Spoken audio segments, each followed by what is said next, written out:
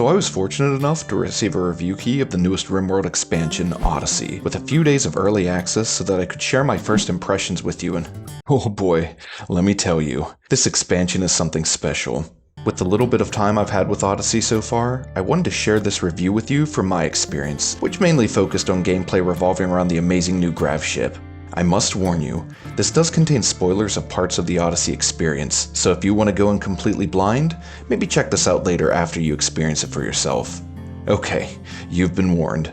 With this entirely new starting scenario called the grav ship, it conveniently starts you on a tiny grav ship base as your small crew is salvaging what they think is an abandoned relay station.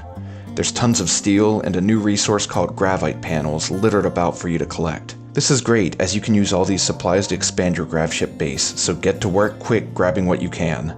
You want to be fast too, because shortly after you arrive, a mechanoid strike force is heading straight for you. It turns out this wasn't an abandoned relay, rather, you accidentally triggered a mechanoid beacon and now you'll be hunted by this mechanoid threat no matter where you go. After finishing up and grabbing what supplies you can before they arrive, it's time to head out. Using the pilot's console, you can prepare your launch to another cell either in orbit or in the Rimworld below. Along with the ability to explore the world with ease, there are all kinds of new and interesting points of interest for you to check out if you're feeling adventurous, which I was. I decided to check out an ancient warehouse to see what rewards I could salvage to help expand my grav ship. Once you confirm your landing coordinates, a really cool new animation plays of your ship taking off. They did a really great job with how this looks, and the entire experience of launching to a new tile feels really good. You'll get to your destination quickly, and before you arrive, you'll need to pick a landing spot. I really like how smooth this whole process feels, and after picking a valid spot you want to land in, another animation plays as it parks in the designated area. You can run into some issues when landing though. I accidentally overheated the grav engine, which caused a longer cooling period before I could launch again. That just meant that I had to take my time to gather supplies, explore this facility, and expand my grav ship to be more hospitable. I planned out an extension on both sides of the ship.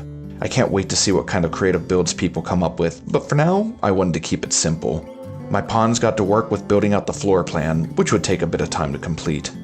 I took 2 of my pawns off building duty to check out this facility to see what I could find. Lots of shelves with worthless stuff on it, and not too much else. In this room, there was... oh crap! These things came at my men fast. These things are called wasps, and they're quick, and they pack quite a sting.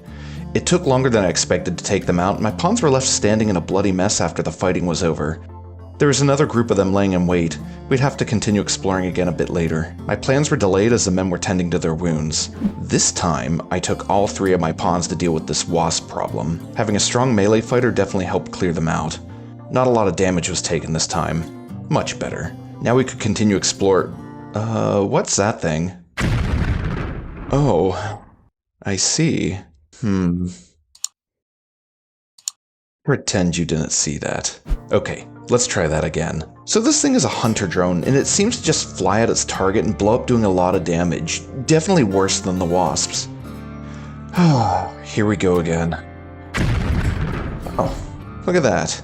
Nothing was destroyed. That works, I guess. I put a medical spot right there to tend to the wounds as fast as possible. While everyone else was healing up, construction on the grav ship continued. With the hunter drone gone, they were able to clear out the ancient security turret with ease. They just made sure that they didn't get blown up. Again. Now that the coast was clear, the pallets had some nice supplies to pilfer. Grouping back up, it was time to explore more of this facility. Oh nice! They found an old rec room. This would definitely be a fine addition to the grav ship. As they continued looting the rest of the building, a quest came in for another grav core.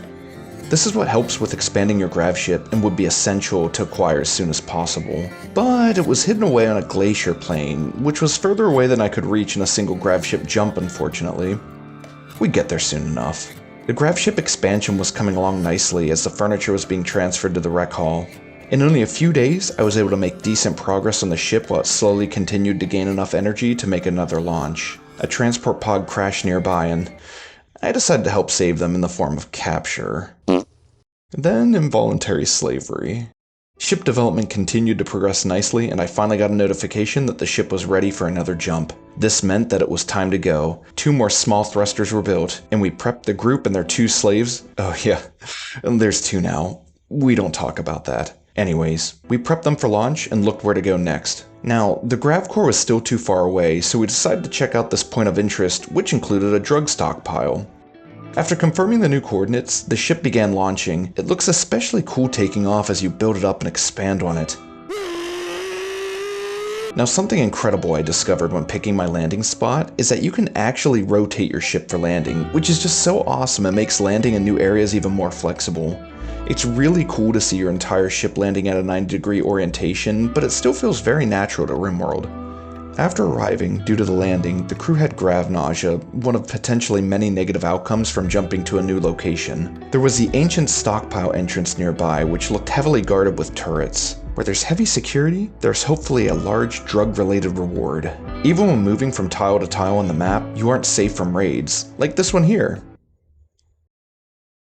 Anyways, the crew gathered outside of the turret range and formulated a plan. Staying behind cover, they gunned the first one down. Victoria closed in on the next target, and they quickly realized that the turrets weren't powered, which was quite convenient. With no threat, Derek moved in and began hacking the entrance. Things were going smoothly.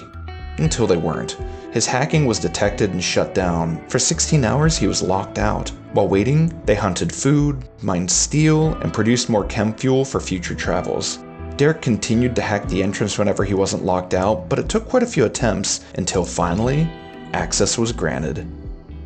The three of them prepared to explore another ancient facility, which really adds a lot of cool exploration scenarios in Odyssey, which I'm a big fan of. Inside was a dusty old lab in ruins that they explored room by room. It wasn't completely abandoned though. Another one of those blasted hunter drones was activated and came straight towards Victoria.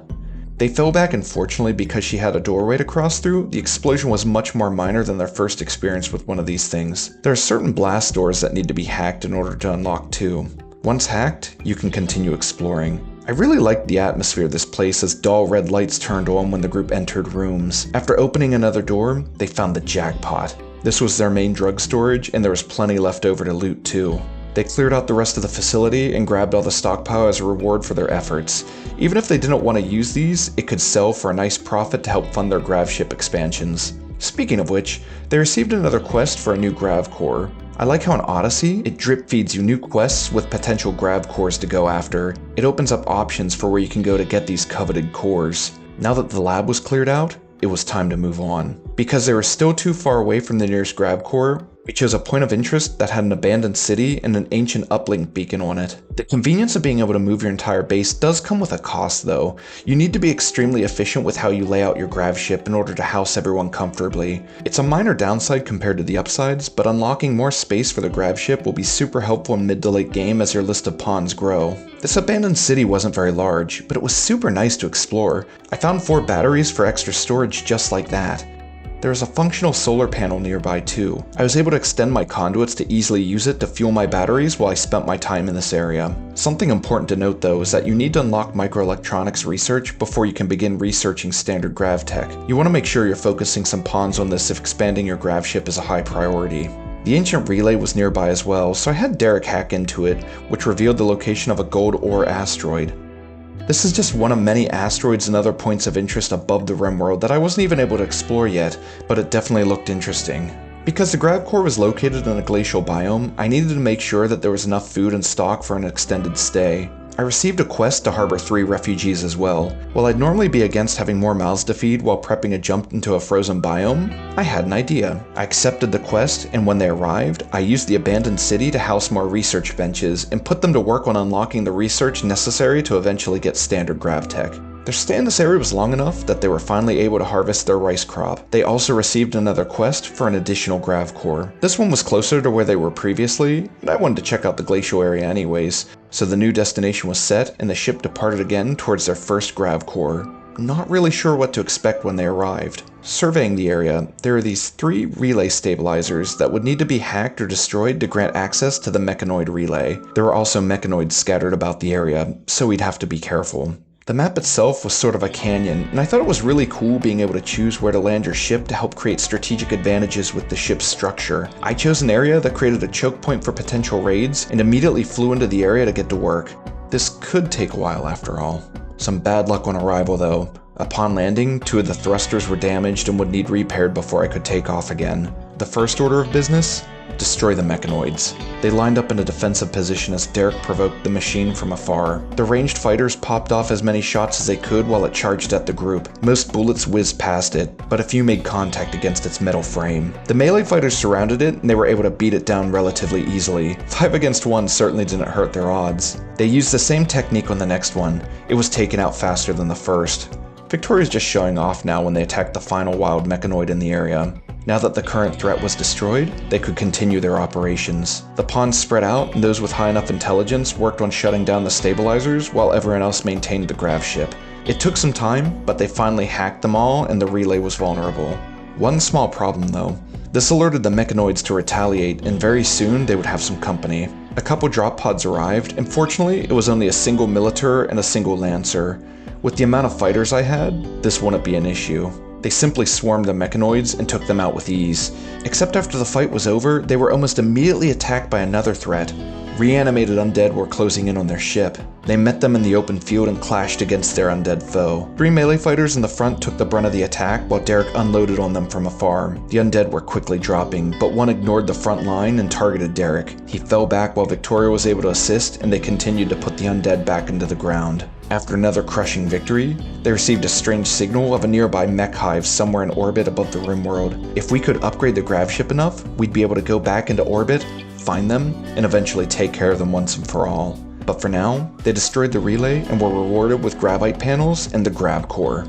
This would allow us to get a grav field extender, which gives more coveted space to use on the ship itself. With the mission accomplished, it was time to take off again and continue exploring the Rimworld in a way that was never possible until now. And while this was a lot of effort and a large accomplishment, it really felt like just the beginning. Welcome to Odyssey. I hope you enjoyed this video.